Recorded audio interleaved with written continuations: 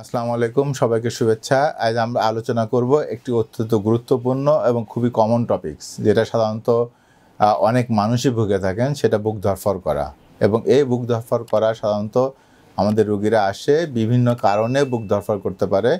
আমরা হৃদরোগের কারণে বুক ধড়ফড় করতে পারি, হৃদরোগের বাইরেও অনেক সময় অনেক কারণেও ধড়ফড় করতে পারে। এছাড়া অন্যান্য অসুখও যেমন ধড়ফড় করতে পারে। শুধু কিছু কিছু আবার আমরা দুশ্চিন্তা বলি বা স্ট্রেস বলি, এটার কারণে বুক ধড়ফড় করতে পারি, কিছু কিছু ওষুধের কারণে বুক ধড়ফড় করতে পারে। অ্যান্ড আমরা যদি স্বাভাবিক আলোচনা করি, সেটা হলো যে আমাদের কিছু কিছু হার্টের অ্যারিথমিয়া বলি বা অনিয়মিত হৃদস্পন্দন, যেটা অনিয়মিত হৃদস্পন্দনের জন্য বুক ধড়ফড় করতে পারে। কখনো যেটা আমরা বুক ধড়ফড়, হার্ট যদি একটু স্লোলি চলে তাহলে আমরা বুক ধড়ফড় করার অনুভূতিটা পেতে পারি, অথবা যদি হার্ট খুব দ্রুত চলে তাহলে আমরা বুক ধড়ফড় অনুভূতি পেতে পারি।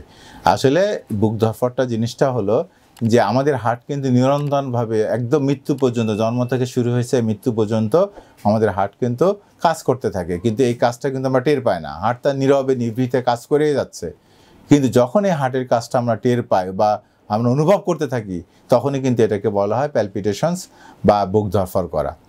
এখন এই বুক ধড়ফড় বা টের পাওয়াটা, এটার সাথে যদি আমরা খুব কমন কারণ বলি, যে সবচেয়ে বেশি কারণে বুক ধড়ফড় করে, সেটা বলি আমরা স্ট্রেস বা দুশ্চিন্তা। এই দুশ্চিন্তা বুক ধড়ফড় করার কারণ অনেক। এছাড়া হার্টের বাইরে অনেক মেডিকেল কারণ, যেমন বিশেষ করে থাইরয়েডের সমস্যা, আরও কিছু কিছু হরমোনজনিত সমস্যা, এগুলোর কারণে বুক ধড়ফড় করতে পারে।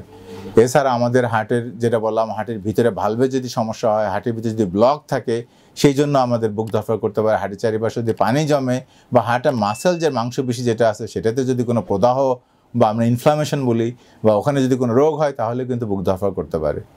এছাড়া আমাদের হার্টের বাইরে যেটা, সেটা হলো যে কিছু কিছু ওষুধ আমার বুক ধড়ফড় করতে পারে। স্পেশালি এই যে ঠান্ডার সময় আমরা কিছু কিছু নাকে ড্রপ দেই, অথবা ঠান্ডার সময় কিছু কিছু ওষুধ খাই, যেমন স্যালবুটামল বা আলাদা কিছু কিছু ওষুধ আছে যেগুলো ঠান্ডার সময় শ্বাসকষ্ট বা ঠান্ডা নিরাময়ের জন্য খাই, এগুলো কিন্তু আমাদের বুক ধড়ফড় করতে পারে।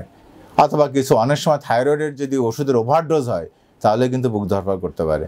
এই জন্য যখন একজন রোগী আমাদের বুক ধড়ফড় করে নিয়ে আসে, তখন আমরা সাধারণত দেখি বয়স কত, বা কোনো যে হিস্ট্রি নেই, কোনো ওষুধ খাচ্ছে কিনা, তখন অথবা তারা কী ধরনের হার্টের জন্য হতে পারে, হার্ট চেক করি আমরা, বা কিছু কিছু পরীক্ষা নিরীক্ষা করি, যেটা ইসিজি, ইকোকার্ডিওগ্রাফি এবং কিছু রক্তের পরীক্ষাও করা হয়। এই পরীক্ষাগুলো করে আমরা নিশ্চিত হই যে সাধারণত বুক ধড়ফড় করার কারণ কী, এবং এই কারণটা বের করার পরে সাধারণত আমরা যখন ওষুধ দেই, তখন এই বুক ধড়ফড় করার রোগটা সাধারণত ভালো হয়ে যায়। এবং ডেফিনেটলি বুক ধড়ফড় রোগ মানে মোটামুটি ধরেন 100% আর কি নিরাময়যোগ্য। এখন সেক্ষেত্রে এটা জরুরি, সেটা বুক ধড়ফড় করা কারণটা বের করা, এটা খুব বেশি মাত্রায় জরুরি। কখনো হার্টের একটা গুরুত্বপূর্ণ বা যেটা বলে একটু রেয়ার পরীক্ষা করা হয়, বলা ইপি স্টাডি পরীক্ষা বলে, এটা কোনো রোগীর ক্ষেত্রে লাগতে পারে, যদিও খুব কম রোগীর ক্ষেত্রে লাগে। এটা আমরা ক্যাথ ল্যাবে সাধারণত পরীক্ষাটা করি, এনজিওগ্রামের মতো অনেকটা।